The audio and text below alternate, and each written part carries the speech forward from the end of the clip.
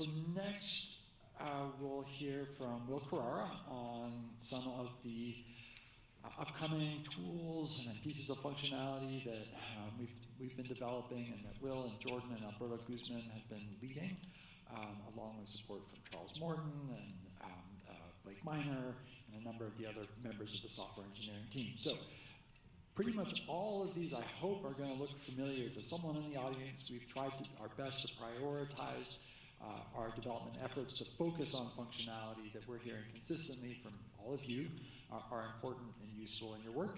And if there are other things that we should be thinking about, again, please come find us over the next day and a half and let us know. So with that, Will Carrara, and Will's a senior software engineer with the NASA Ames Cooperative for Research in Neuroscience and Technology and at California State University, Monterey Bay.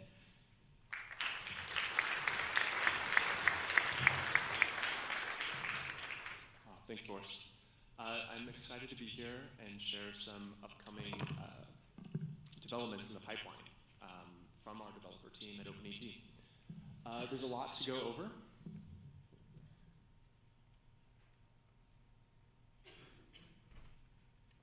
Oh, this might have broken slightly.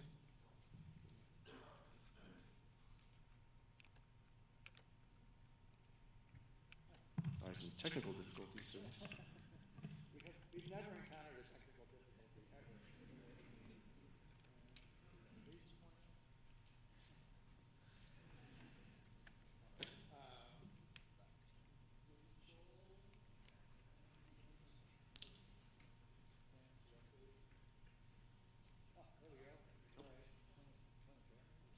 Alrighty, sorry about that. Well, a few things to cover today, so I'm going to go ahead and get right into it.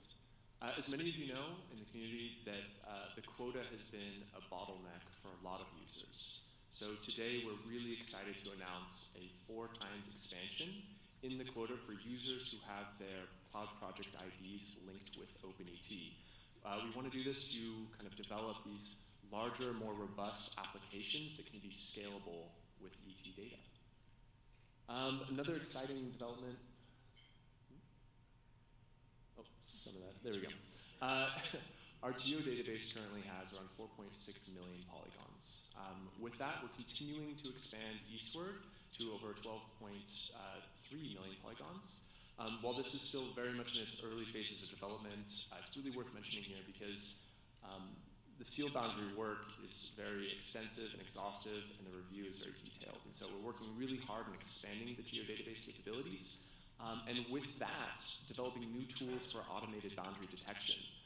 This is early in its life cycle, but we're excited to have something maybe ready later this year for automated boundary detection to plug directly into applications. What you're seeing here is an example that we did in northern Mexico, where we have a multi-stage segmentation algorithm that's automating the detection of these boundaries. So this will be coming later this year, hopefully, and we're really excited to kind of announce that for on the boundary end of things. Also, in a lot of applications, the granularity and resolution of ET data can sometimes be an issue.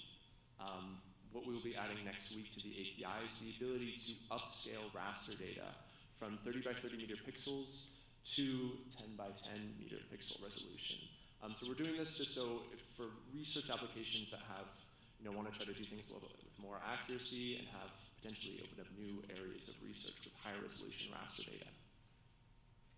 One of the things that we're most excited to talk about is the FARMS tools, the Farm and Ranch Management Support tools. We've partnered with Habitat 7 to sort of develop the next level of interface for OpenET and developing systems for custom reporting.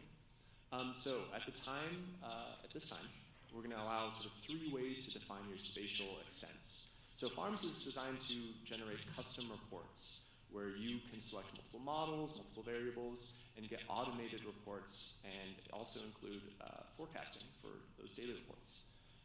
There's going to be 3 ways to define spatial variability right now. One is a new tool that allows you to just easily draw your own polygons. There's ways to combine polygons, split polygons, draw circles for center pivots easily. So if you're not experienced in sort of the GIS world, we wanted to build this to really make this accessible for anybody using it. That being said, you might not want to draw a lot of polygons. So from the existing OpenET field boundary data set, you'll be able to sort of just select your own boundaries from that set. So you can just click around, and it'll automatically add those to the report that you're interested in. That being said, the most common use that we're expecting folks is to upload their own shapefile or GeoJSON. So we have an uploader built in and ready. You can select multiple attributes for your report, and that interface is going to kind of look like this, where you, again, select multiple ET models, multiple variables, select whether you want your report as monthly data, daily data, whether that's recurring, whether or not to include forecasting. It's a very easy to use interface. What does that look like? Right now, we've kind of provisionally sort of put something together that is an interface that you can sort of click around. You can select your polygons. It'll navigate between them.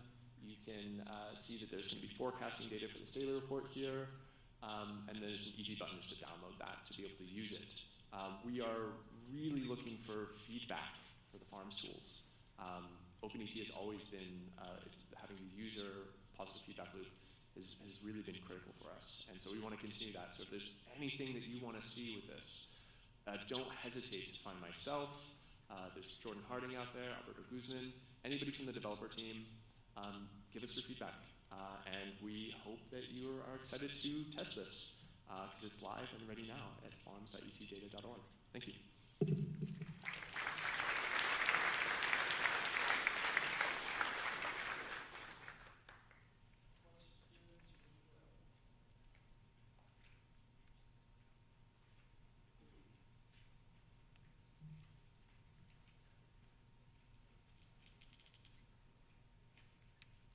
Sweet, super excited to hear about all the new advancements. It's really exciting. My first question was, you said you had a 4 times expansion for the quota with some other caveat. Can you explain the caveat a little bit more? Absolutely. So in the user profile, there's the ability to link your own Google Cloud project. With that, it gives you the ability to have your Earth Engine account fully linked up. So when you do exports, instead of kind of going through the OpenET queue, it's going through your project's queue, and it exports to your personal drive. It's just a little field you can fill in with your cloud project. They're really easy to create, and that's just a caveat with that. And it's a 4 times expansion across the board.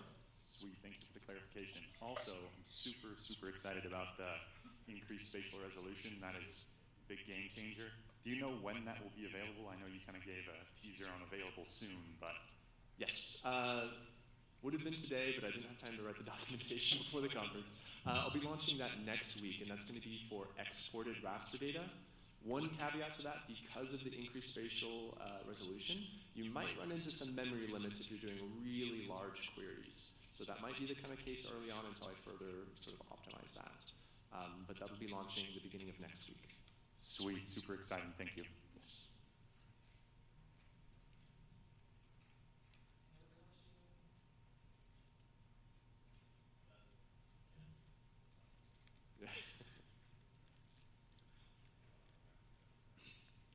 Just to follow up on the downscaling from 30 to 10, what interpolation techniques are you using for that?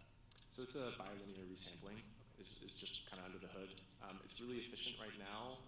We're hoping to, depending on how this, the feedback that we get from this, see if there's going to be more robust methods of doing that type of upscaling. Right now, there's a lot of really exciting work in sort of that sort of transformer AI space right now for doing like resampling, upscaling, super sampling. But for now, we're just kind of keeping it there.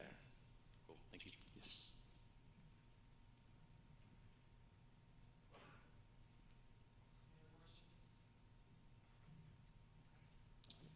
Thank you.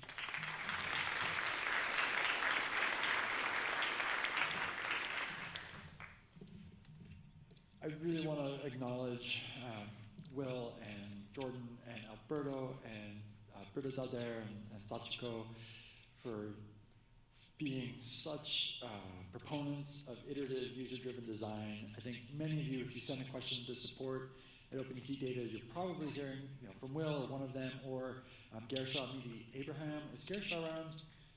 Gershon, stand up really quick. Gershon has really helped keep everything together with managing what's grown to more than 10,000 users of OpenET and getting close to or surpassing 3,000 users of the API. It's been so rewarding to see the rapid growth and uptake and use. And if you don't hear back from us from a couple of days, well, now you know why. And then with the quotas, I think we're doing our absolute best with the available resources we have to continue to increase support. It's always trying to find that balance between costs and openness and making sure that everyone can play nice in the sandbox together. We also know that historically we've been one of the largest users of Earth Engine, which is a shared computing resource for the Earth science community, and we do need to play nice in that sandbox. So we will continue to try to maximize and support access and openness, subject to the constraints and the requirements of trying to maintain a shared cloud computing environment. So if you have other suggestions or feedback, again, please find any of us, especially Will and Jordan, if you have recommendations or feedback on API endpoints, functionality, and things you'd like to see from the FARMS tool, and they will be running trainings over the rest of today and tomorrow.